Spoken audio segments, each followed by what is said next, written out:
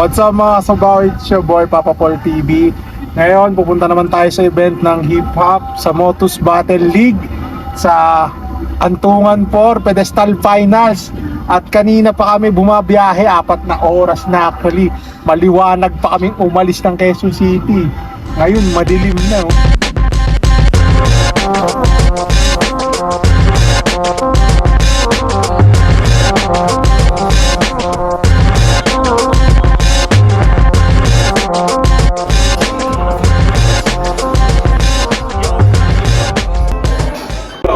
What's up mga sabaw, it's your boy Papa Paul TV. Nandito tayo ngayon sa isang hip hop event naman mula sa Motus Battle League Antungan 4 Pedestal Finals upang silipin kung ano yung mga nangyari dito at kung sino yung makikita natin dito mga battle MC at interviewin natin at tanongin natin sila mamaya. So let's go. What's up mga sabaw, it's your boy Papa Paul TV. Nandito tayo ngayon sa Parañaque para manood ng Motus Battle League Finals ng Pedestal. Kasama natin ngayon isa sa finalist si Utol Meraj Jerome Buloy. So ayun, may konti lang akong katanungan sa ito. Unang tanong, gaano mo pinaghandaan itong battle niya si Pito? Hindi ko pinaghandaan yung battle. Bakit? Ano nakakatamad si Pilos lang, alam mo yun? Pinalo niya si Lord Manuel, pinalo niya si Vicente, nakakatamad kalaban. Kaya hindi ko na pinaghandaan. Pangalawang tanong, anong tingin mo ang lamang mo sa kalaban mo? Sa battle? Urat! Sa mas malaki itlog ko doon. Yun. Last na tanong. Tingin mo ba ikaw ang magka-champion dito ngayon sa pedestal final? Binigay na sa akin ni M. Side pera, wala na siyang makukuha. Ay, yan talagang yan ang MC's confidence. So, kita-kits tayo mamaya. Wala bang maraming shoutout? Naman. Oh, sige, pwede ka ma-shoutout. Shoutout ka muna. Ayun, pa-shoutout kay Paul, Jan, Hir, Tulua, Triangulo, sa mga shoutout sa Triangulo. mga tropang manonood. What's up mga sabaw, it's your boy Papa Paul TV. Nandito tayo ngayon sa Glitch Rooftop Bar at pumunta tayo sa event ng Motus Battle League Antungan 4 Pedestal Finals. Kasama natin ngayon, pakilala ka? Blizzard, galing pang Taytay at Binao ng Rizal, Repin, Flagway, Motus, and Flip Top Bag. Yun, no?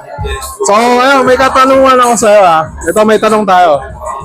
Sino sa tingin mo ang mananalo ngayon dito sa Pedestal Championship at ano ang lamang, bakit? Naku! Ako, para sa akin, ang decision ko dyan, 50-50. Bakit 50-50? Punta muna tayo kay Meraj. Okay, go. Si Meraj, ang advantage niya kay Pilos, mas magaling siya magdala ng comedy at punchline. Agree ako dyan. Ang disadvantage naman niya, mahina siya sa technicality at saka sa aggressiveness ng pagdi-deliver. Although, kaya niyang balansehin yun at paghaluin sa isang round, pero mas lamang siya sa jokes. Yun talaga yung pwede niyang ikalamang kay Pilos. Pagdating naman kay Pilos, yun, kabaliktaran naman siya ng kay Meraj na kalakasan naman ni Pilos yung technicalities, yes, and aggressiveness. Ang disadvantage naman niya, yung sa comedy naman niya, medyo dun siya lumalaylay sa yung punches niya, kadalasan na limalanding lang sa last setup niya ng Pero dagdag ko rin, si Pilos kasi talagang gutom din kasi galing siya dito sa Motus Pedestal din. Maabot siya ng semis ngayon siguro. Talagang tingin ko gigilto kasi gusto niya makuha yung kampyonato na hindi niya nakuha nung nakaraang pedestal. Tama ba? Tama. Yun. So, yun. Anong judge mo? 50-50? 50-50 pa rin ako, pero para kung ako sa sumain, para sa akin si Meraj yung gusto kong mag-champion kasi parang gusto ko naman bagong mukha naman ng pwede nating makitang champion dito sa Motus kasi meron ng unknown na nag-champion. Pero kung hangad talaga ni Pilos na may ano na mag-champion uli, why not? Hindi natin siya kailangan i-justify. Basta ibigay gawin na lang niya classic yung laban, tsaka panalo tayong lahat. Yun! Ako, bias ko, syempre meron siya ako, tropa yun. So, sorry Mirage talaga ako. So, ano, maraming salamat. Abangan pa natin mga susunod nating MC My Interview mamaya. Let's go! Go! Yo, what's up? It's your boy Papa Paul TV. Nandito sa Motus Battle League Pedestal Finals. Antungan ba? Antungan po. Kasama ko ngayon si Shaboy na Flip Pump Battle League, Motus Battle League. Ang daming liga actually. So, ayun, may katanungan lang ako sa'yo, Boss Shaboy. Since nandito na tayo sa finals ng Pedestal, sino sa tingin mo yung mananalo sa dalawang MCF? Ano yung lamang nila kung bakit kinabata? Ito kasing ano na to, itong finals na to, sobrang unpredictable na itong laban na to. Mirage versus Pilos. Ano siya para sa akin style clash siya Dahil si Pilos, ang atake niya ginagawa talaga sobrang technical talaga yan. Tapos si Mirage naman, sobrang yung mga witty jokes niya, plus yung mga one-liner niya na pasok talaga sa masa. Doon talaga si Mirage Kahit ako, napapabili ko may Mirage pagdating sa mga one-liner na ginagawa niya na putang ina, puntos yun puntos pa rin. Pero dito sa battle na to, finals, Mirage versus Pilos. Ang nakikita ko dito na posibleng mag-champion, si Pilos. Dahil si Pilos kasi parang, galing na siya last pedestal sa semis. Alam mo semis din siya nun. Umabot siya ng semis nung last pedestal. Tapos ngayon, nakakatakot tong Pilos na to kasi parang nakikita ko yung note niya sa Facebook, yung my day niya. Alam mo yung parang ready na to. Parang dating hindi ko nakuha nung nakaraan ngayon. Oo. Hindi na pwedeng makawala sa akin. Pero hindi naman din basta-basta kalaban si Mirage. Kasi si Mirage, once na nakakuha ng momentum yan si Mirage, pag nakuha niya yung momentum niya, talagang tuloy-tuloy na. Pero talagang sumusuntok talaga yung mga perlite niya. 1-2-1-2, kaya mga one-liner niya, sobrang galing nun. Pero ito, nakikita ko dito mag-champion si Pilos talaga dahil yung yung sobrang greedy siyang makuha, yung sobrang hindi ko pa kakakawalan to, ganun yung nakikita ko sa kanya. Ito pa, si Pilos, bihira niyang bihira niyang isama yung girlfriend niya para manood ng laban niya. Ngayon, for sure, kasama niya yung girlfriend niya. Hindi ako nagkakamali, umuwi yung girlfriend niya from Canada dito dahil gusto niya manood na itong finals na parating. Ganun yung na yun. Kaya, para sa akin, nakikita ko mag-champion dito sa Antungan Pedestal, si Pilos talaga. Yun, narinig nyo na mula yan kay Boss Shaboy. So, paano, abangan nyo yung upload nito, itong gusto finals na Pedestal. Ayun, maraming salamat Boss Shaboy. Thank you sa iyong prediction. Abangan nyo pa yung mga ibang battle MC na makikita natin dito. Yeah, Papa TV. What up, it's your boy Papa Paul TV. Kasama natin ngayon isa sa finalist. Finalist talaga, isa sa finalist, tama ng parating na sa buhay tournament ngayong December at pumunta rin tayo doon. Boss, may tanong lang ako. Sino tingin mo para sa iyo ang mananalo dito sa finals ng Pedestal? Ano kalamanan nila kung sila mananalo? Ako siyempre, yung tournament yan, hindi ko masabi kung ano expectation mo at defiant. Pero ako, leaning ako kay Mirage. Bakit si Mirage? Bukod sa draw ko, wala lang, naniniwala ako sa pag mas kakaiba yung atake. Naka-experience ka Parang ganun. Tapos, sulatan, kapag may kakaiba siyang format na alam mo yung may mga risk na gumagana or mga risk na time skip or mga ibang klaseng figure na ginagawa nila maayos na sana gawin dito ng epektibo. Matik magiging kanya yung championship, pero ngayon, kumbaga, hindi ko lang pwede maligay si Pilos kasi meron din, may karoon Saka gutom si Pilos dahil alam ko last year, di ba, natin pedestal dyan, tapos semis niya nakuha yung finals. Kaya alam na natin yung clash niya, sobrang magandang laban to kasi yung isa gutom na makakuha ng final talaga, yung isa naman talagang full on experience. So ayun, yun ang sagot niya ng finalist natin na si Dito. Baka may gusto kang i-shoutout o i-promote na music.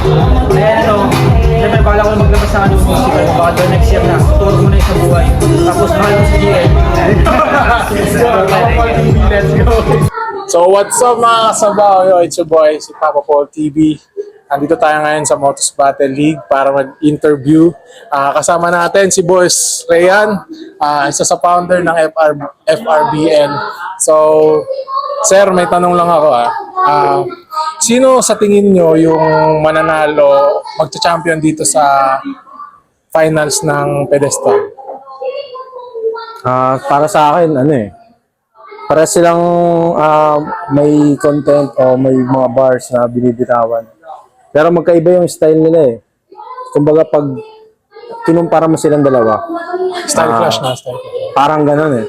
Mas natitripan ko lang ng konting-konti lang, pero trip ko din naman si Mirage.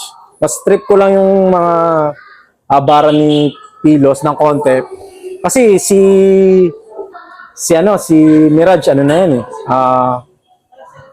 Parang normal na lang sa kanya yun eh. Parang, kilala natin yung si So parang Mirage. mas trip mo yung parang lyrical way na. Oo, parang ganon. Kaya si Pilos ng konti lang naman, pero trip ko rin si Mirage kasi yung mga pangungupal niya na hindi mo malalaman kung saan babagsak.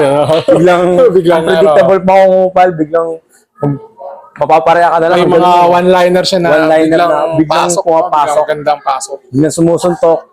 Kaya parang magkaiba sila. Si Mirage parang may pagkakatana rin, pero si Katana iba rin. Parang kaya nga pinagtapat sila diba, sa flip top. So, ano sa tingin mo? Sino sa akin ang dalawang trip? Pero siguro lamang lang ng mga 2% si Pilos. Kasi napanood ko siya kay Lord Manuel nung naglaban sila. Grabe. Tsaka kay netong semis. So, Pilos din. Kaya idol ko din yung si Pilos. Pilos ka over Mirage. So, Pero konti lang idol ko pa rin si Master, pare. ako kasi ako dito, bias talaga ako. Mirage ako eh. Tropa yun eh. O, diba? Tsaka, basta tropa yun. So, ayun, maraming salamat. Baka, boss, pwede mong i-shoutout mo yung ating liga, FRBL. Yo, shoutout sa lahat ng mga tropa natin dyan sa FRBL, sa lahat ng liga.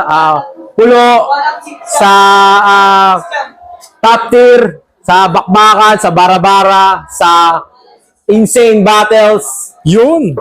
Kila Insane mamaya may laban siya. Ewan ko, andun na ba siya? Shoutout din sa mga tropa natin sa Floodway, mga grupo dyan, yung mga nagpapatakbo ng liga dyan, ng eksena. Shoutout sa inyo, Rehip mo, sa Rizal, Hip-Hop Movement, sa lahat ng mga artists sa Norte, sa South, lahat ng mga tropa namin dyan sa Cavite, yun. Lahat ng mga liga, Quezon nga rin pala, kahit na abangan nyo, medyo may mangyayari sa abangan nyo. 6. Ayun yung Pupunta rin tayo dyan sa FRBL. Magko-content din tayo dyan. December 7. Yun December 7. So, ayun. Maraming salamat. Kita ulit mamaya. Let's go. What's up mga kasabaw? It's your boy Papa Paul TV here. Ayan. Kasama natin ngayon si Sir Dennis. Isa sa founder ng Flip Top at kaliwang kanang kamay ni Sir Aligma. Sir, may tanong lang po ako sa inyo. Sir, sino po sa tingin nyo ang mananalo dito sa Pedestal Championship? Pilos or Mirage? Ang hirap ng tanong mo eh. Kasi magkaiba sila ng style. Pero kung sa sa akin, Pilos. Kasi siguro sir, more on lyrical talaga ang gusto nyo. Kasi si Mirage kasi more on jokes talaga. May halo siya talaga. Tsaka may mga one-liner kasi siya na pag binitaw si Mirage, sumusuntok din minsan. Ang hirap pa. Kahit ako, hirap na hirap ako mag-judge pero Mirage talaga ako dun. Magkaiba pa tayo. So, sir, Pilos. Yeah, Pilos ang gusto ni Sir. Sir, baka gusto mo silang imbitahan manood ng live sa Flip Top at sabihin sa kanila kung ano ang pakiramdam pag nanood ng live na Flip Top. Oo, yun nga pala. Mas masasabi ko sa iyo manood kayo ng live kaysa sa YouTube. Sa YouTube, re-rewind mo yung mga sinabi, pero sa live, iba yung pakiramdam. Yes, Alam ng lahat yun. Witness ako dyan, sir, kasi dati nanonood lang ako ng YouTube lang. Pero matagal na ako nanonood ng flip top since one-liner pa, doon nanonood na ako ng flip top. Pero hindi ako nakapanood ng live. Lately, this year lang ako nakapanood ng live. Nasasabi kong iba ang pakiramdam pag live ko nanood. Meron kayong ma-witness na parang ang ganda sa video but di siya nanalo.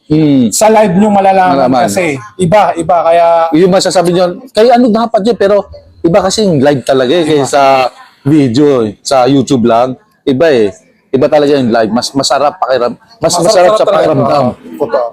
So, ayun, maraming salamat, Sir Dennis. Thank you sa Thank you, pagpapaulit. Thank you. So, ayun, Paul TV here. Mamaya na ulit. Let's go. What's up, mga sabaw? It's your boy, Papa Paul TV here. Dito na natin tatapusin yung video. Nakita nyo naman yung mga battle MCs na na-interview natin. At sad to say, di natin na-interview si Pilos kasi nung pag-akyat natin, medyo busy na siya. So, isang finalist lang na-interview natin, yung kalaban niya, si Mirage. Shoutout sa Motos Battle League sa pagpayag na interviewin yung ibang MC rito. Siyempre, sa Flip Top Battle, sa suot ko. At, ayun, subscribe and follow kayo sa ating Facebook page, Papa Paul TV, YouTube channel, Papa Paul TV. At abangan nyo yung mga susunod pa natin video sa mga susunod pang event na pupuntahan natin.